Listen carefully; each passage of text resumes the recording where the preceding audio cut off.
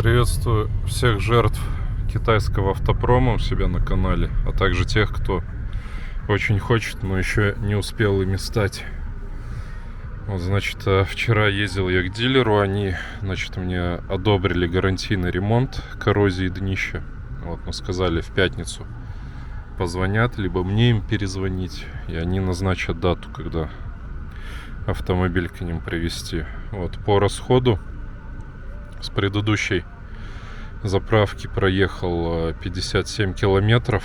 Вот, я думаю, что надо побольше проехать перед измерениями, потому что ну, тут как работает, то что чем больше проедешь, тем будет больше точность, то есть тем меньше погрешность отщелкивания пистолета будет влиять на общий результат.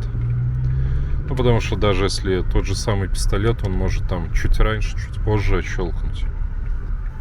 Вот, а чем больше пробег будет с полного бака, тем точнее результат.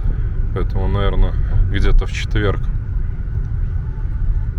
замеряем, чтобы уже точный был результат, который можно назвать.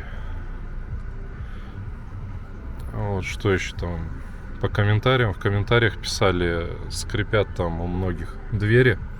Я не замечал до того момента, как написали в комментарии, что двери скрипят. А сегодня ехал, и они тоже скрипят. Задняя, по-моему, задняя правая дверь скрипит. Скрипит она в случае, когда попадаешь, ну, в такую глубокую ямку, когда колесо прям сильно ударяется.